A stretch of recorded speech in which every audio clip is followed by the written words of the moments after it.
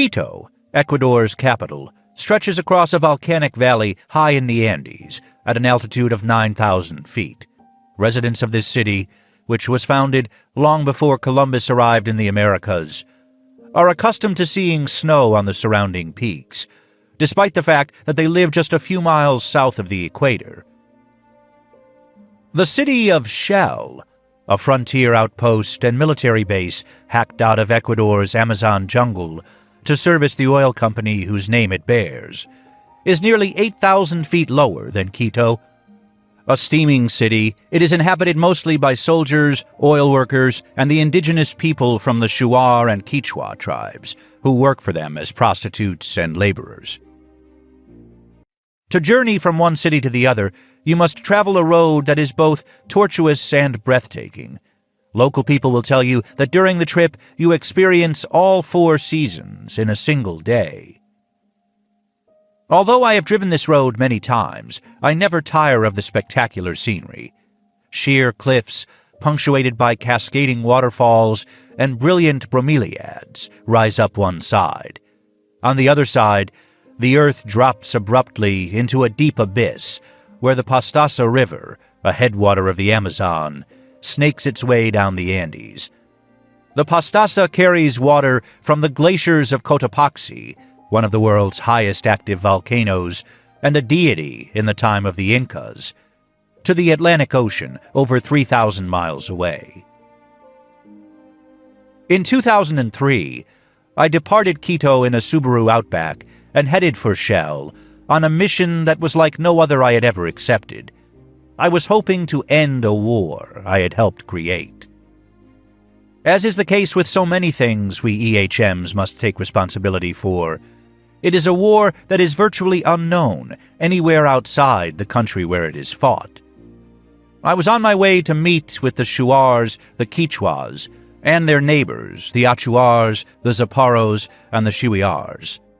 Tribes determined to prevent our oil companies from destroying their homes, families, and lands, even if it meant they must die in the process.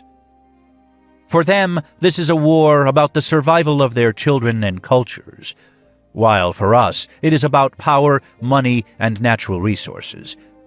It is one part of the struggle for world domination and the dream of a few greedy men. Global empire. That is what we EHMs do best.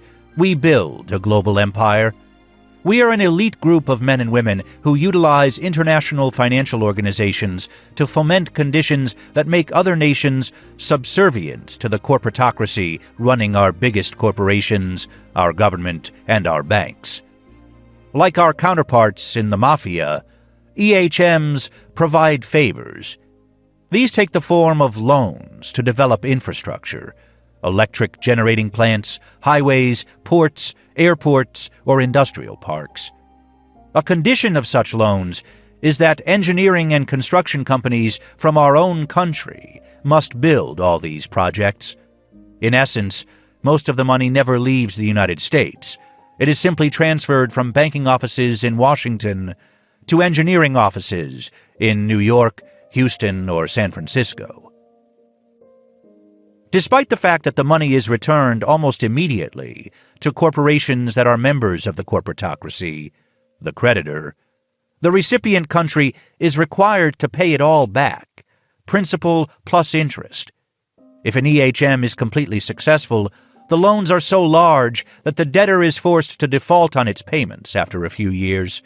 When this happens, then, like the mafia, we demand our pound of flesh. This often includes one or more of the following: control over United Nations votes, the installation of military bases, or access to precious resources, such as oil or the Panama Canal. Of course, the debtor still owes us the money, and another country is added to our global empire. Driving from Quito toward Shell on this sunny day in 2003, I thought back 35 years to the first time I arrived in this part of the world.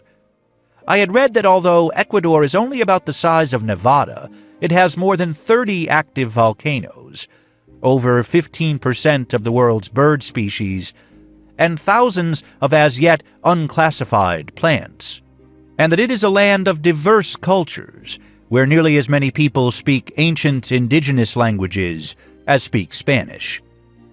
I found it fascinating and certainly exotic, yet the words that kept coming to mind back then were pure, untouched, and innocent. Much has changed in 35 years. At the time of my first visit, in 1968, Texaco had only just discovered petroleum in Ecuador's Amazon region.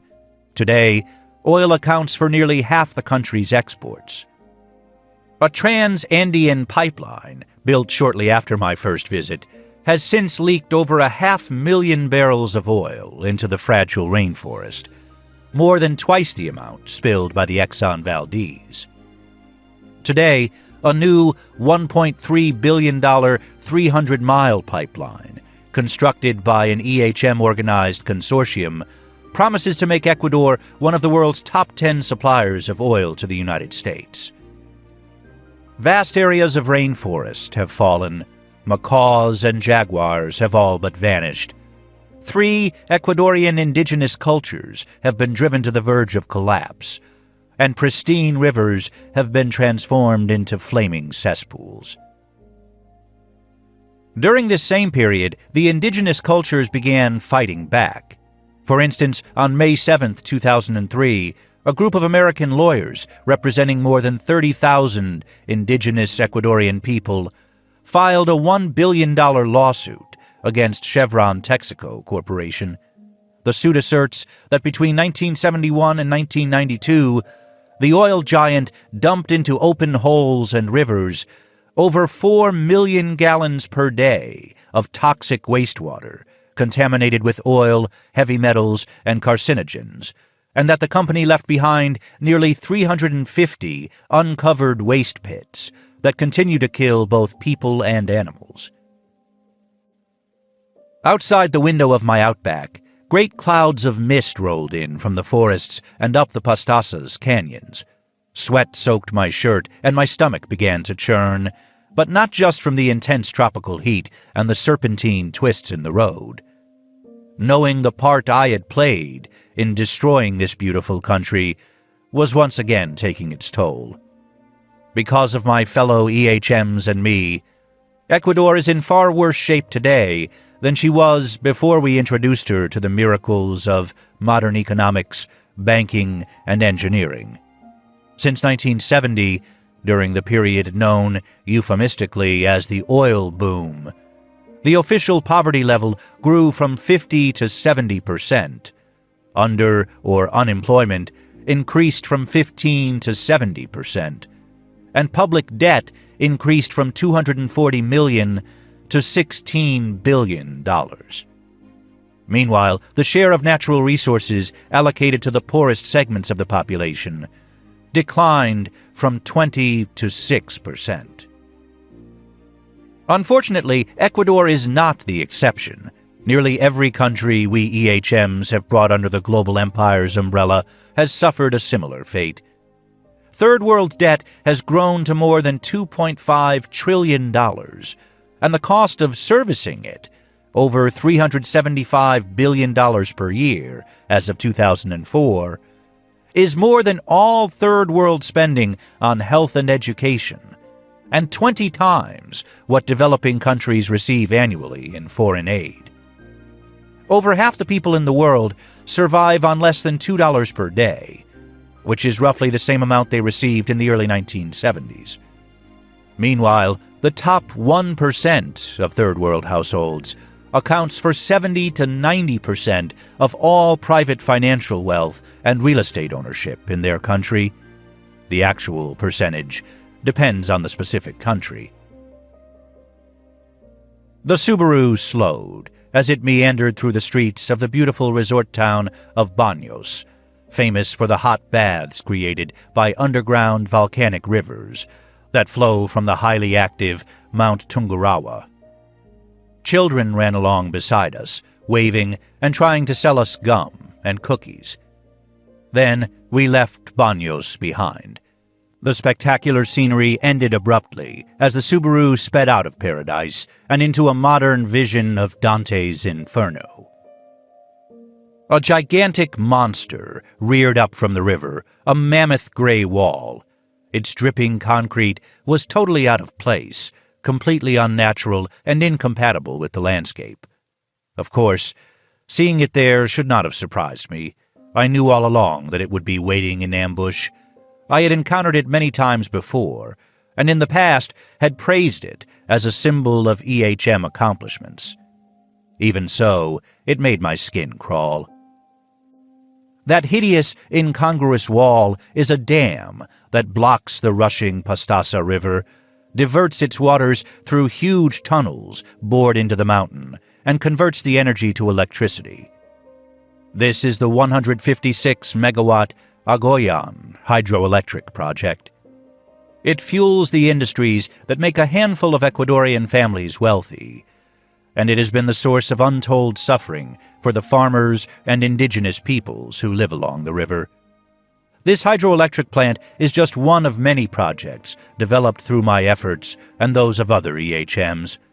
Such projects are the reason Ecuador is now a member of the global empire, and the reason why the Shuars and Quichuas and their neighbors threaten war against our oil companies. Because of EHM projects, Ecuador is awash in foreign debt and must devote an inordinate share of its national budget to paying this off, instead of using its capital to help the millions of its citizens officially classified as dangerously impoverished. The only way Ecuador can buy down its foreign obligations is by selling its rainforests to the oil companies. Indeed, one of the reasons the EHMs set their sights on Ecuador in the first place was because the sea of oil beneath its Amazon region is believed to rival the oil fields of the Middle East. The global empire demands its pound of flesh in the form of oil concessions. These demands became especially urgent after September 11, 2001, when Washington feared that Middle Eastern supplies might cease. On top of that, Venezuela, our third largest oil supplier, had recently elected a populist president, Hugo Chavez, who took a strong stand against what he referred to as U.S. imperialism. He threatened to cut off oil sales to the United States. The EHMs had failed in Iraq and Venezuela, but we had succeeded in Ecuador. Now we would milk it for all it is worth.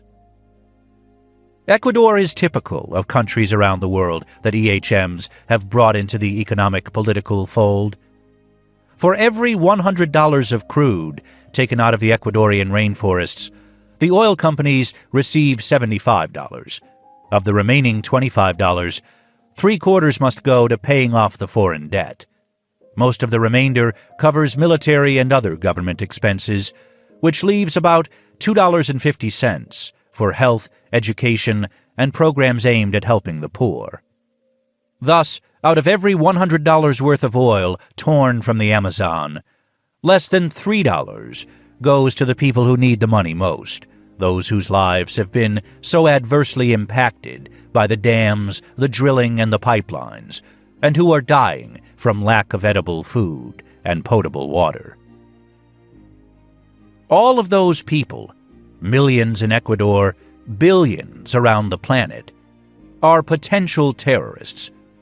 Not because they believe in communism or anarchism or are intrinsically evil, but simply because they are desperate. Looking at this dam, I wondered, as I have so often in so many places around the world, when these people would take action, like the Americans against England in the 1770s, or Latin Americans against Spain in the early 1800s.